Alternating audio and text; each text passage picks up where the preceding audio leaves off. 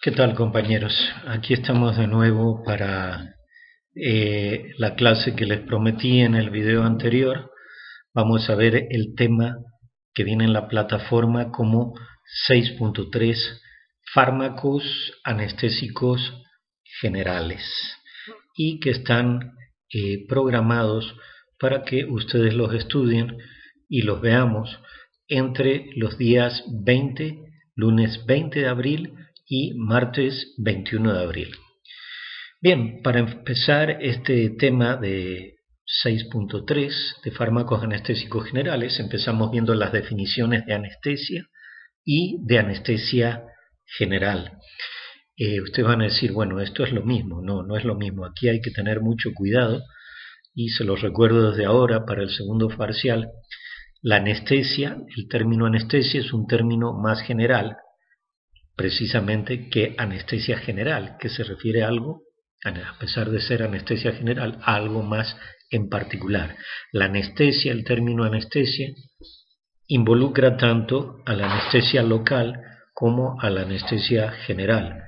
En cambio, en la anestesia general solamente hay pérdida de la conciencia, hay amnesia, hay inhibición de reflejos sensitivos y autónomos, cosa que no sucede en una anestesia local. La definición de anestesia propiamente dicha, anestesia es la supresión del dolor que se realiza durante los procedimientos quirúrgicos mediante el uso de fármacos, mientras que la anestesia general, este estado incluye analgesia, amnesia, pérdida de la conciencia, inhibición de reflejos sensitivos y autónomos y en general relajación de músculos esqueléticos. Cuando ustedes van a un dentista y los anestesian para sacarles una muela o hacerles algún procedimiento, ustedes no van a perder la conciencia, ni va a haber inhibición de reflejos sensitivos y autónomos, ni tampoco va a haber relajación de músculos esqueléticos, nada más va a ser una anestesia local.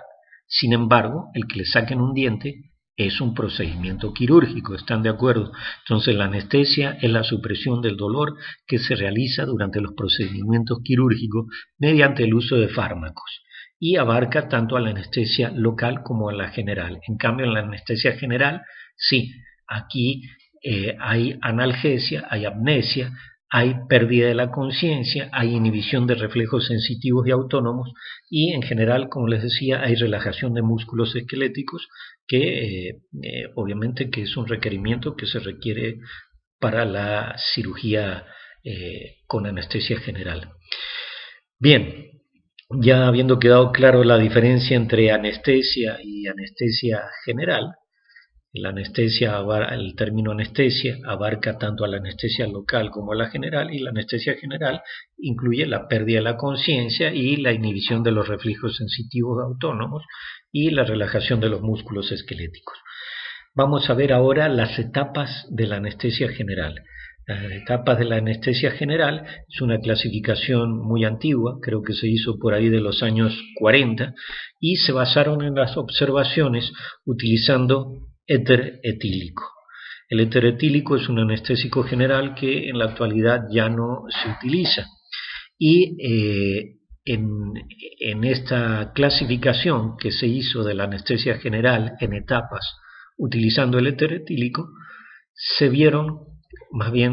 determinó que habían 4 etapas principales en la anestesia general, que se designan con números romanos. Tenemos la etapa 1, que es la etapa de analgesia, donde al comienzo de la etapa hay analgesia, pero no hay amnesia. Al final de esta etapa 1 se presentan ambas, es decir, hay analgesia y hay amnesia. Después tenemos la etapa 2 de excitación, etapa de excitación. En esta etapa hay amnesia, pero también con mucha frecuencia hay delirio y excitación, por eso se llama etapa de excitación. La frecuencia y el volumen de las respiraciones en esta etapa son muy irregulares, hay jadeos, respiraciones profundas que luego se hacen más rápidas, más frecuentes y a veces más lentas, por eso la frecuencia y el volumen de las respiraciones son completamente irregulares. Además, los pacientes en esta etapa pueden presentar forcejeos, náuseas, vómitos, incontinencia, por lo cual siempre se busca limitar la duración de esta etapa, que va a terminar cuando se restablece la respiración regular. Después tenemos la etapa 3 romano, que es la etapa de anestesia quirúrgica, que comienza cuando se restablece la respiración regular y se va a alargar hasta que cesa por completo la respiración espontánea. La indicación más confiable de que hemos alcanzado esta etapa de anestesia quirúrgica es la pérdida del reflejo de parpadeo y el establecimiento del patrón respiratorio regular. Probablemente sea más difícil decir, bueno, ya el paciente tiene un patrón respiratorio irregular, pero el reflejo de parpadeo, la pérdida del reflejo de parpadeo es mucho más fácil de percibir.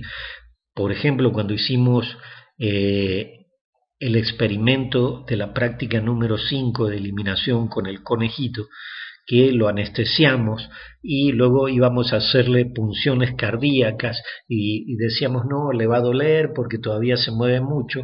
Bueno, una indicación confiable de que el animalito estaba en la etapa de anestesia quirúrgica era comprobar si había perdido el reflejo de parpadeo, como acercándole la palma de la mano plana, así cerca del ojo, y ver si el animalito tenía algún movimiento en los párpados, o algún movimiento en el ojo que indicara que todavía no estaba en la etapa de anestesia quirúrgica y el animalito entonces iba a requerir más pentobarbital para entrar en esta etapa de anestesia quirúrgica. Entonces las indicaciones más confiables de que se ha alcanzado esta etapa de anestesia quirúrgica es cuando se pierde el reflejo de parpadeo y además se establece un patrón respiratorio regular. Después tenemos la etapa número 4 romano y la última, que es la etapa de depresión medular. Obviamente se llama así porque hay una depresión profunda de los centros respiratorio y vasomotor de la médula espinal, y entonces se hace indispensable aplicar el apoyo respiratorio adecuado, es decir, ventilación mecánica, ventilación asistida. Bien, como ya les dije, esta clasificación en 4 etapas se hizo con éter etílico. Sin embargo, con los métodos modernos de anestesia, los métodos que se utilizan en la actualidad para la anestesia general, ya no se van a percibir con claridad estas 4 etapas. Es decir, por ejemplo, hoy en día, con la acción rápida de muchos de los anestésicos inhalados que se utilizan en la actualidad, ya no se percibe la etapa 2, la etapa de excitación, lo cual es bueno porque dijimos que en esa etapa el paciente puede presentar forcejeos, náuseas, vómitos, incontinencias. Con la acción rápida de los anestésicos inhalados que se utilizan en la actualidad, se pasa directamente de la etapa 1, de la etapa de analgesia a la etapa de anestesia quirúrgica.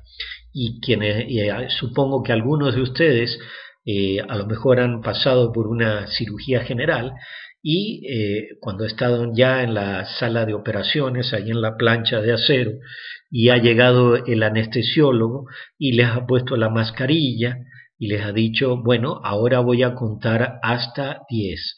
Y usted respire profundamente. Entonces el anestesiólogo empieza a contar 1, 2, 3, y cuando va por 3 o 3 y medio, 4, nosotros ya hemos perdido la conciencia y estamos completamente anestesiados. Y ahora viene el periodo de 1 hora o 2 horas en los cuales los cirujanos van a hacer los procedimientos y ya nosotros luego volveremos a la conciencia en la sala de recuperación posoperatoria 1 hora o 2 horas después. Pero es muy rápido el paso a la etapa de anestesia quirúrgica. Por eso con los métodos modernos de anestesia ya no se percibe con claridad esta etapa número 2, donde puede haber forcejeos y puede haber delirios y excitación, lo cual es muy bueno. Como les dije, esta división en etapas es solo para el éter etílico, que ya no se utiliza en la actualidad. Bueno, vamos a ver el mecanismo de acción. El mecanismo de acción de los anestésicos generales es muy importante. Ejercen sus efectos exclusivamente en la transmisión sináptica y no en la conducción axonal. Esto es importante que les quede claro. Los anestésicos generales ejercen sus efectos en la transmisión sináptica y no en la conducción axonal, porque los anestésicos locales, esos sí son los que ejercen sus efectos en la conducción axonal, bloqueando los canales sodio de los axones e interrumpiendo la conducción nerviosa en el axón. Los anestésicos locales actúan interrumpiendo la conducción nerviosa a nivel del axón, mientras que los anestésicos generales interrumpen la conducción nerviosa en la transmisión sináptica exclusivamente y no en la conducción axonal, que es ahí donde actúan los anestésicos locales. Además, en los apuntes dice que la gran diversidad de estructuras químicas de los anestésicos generales indican que no tienen un único sitio de acción específico. Los anestésicos generales, como vamos a ver ahora, hay 4 grupos distintos, tienen estructuras químicas muy diferentes, con lo cual quiere decir que no tienen un único sitio de acción específico, tienen estructuras químicas distintas, actúan en diferentes niveles de la transmisión sináptica, en diferentes receptores, en diferentes enzimas, tienen diferentes mecanismos de acción y no tienen un único sitio de acción específico por la gran diversidad de estructuras químicas que tienen los anestésicos generales. Bien, y luego viene en los apuntes un párrafo muy importante de cómo es el efecto de los anestésicos generales.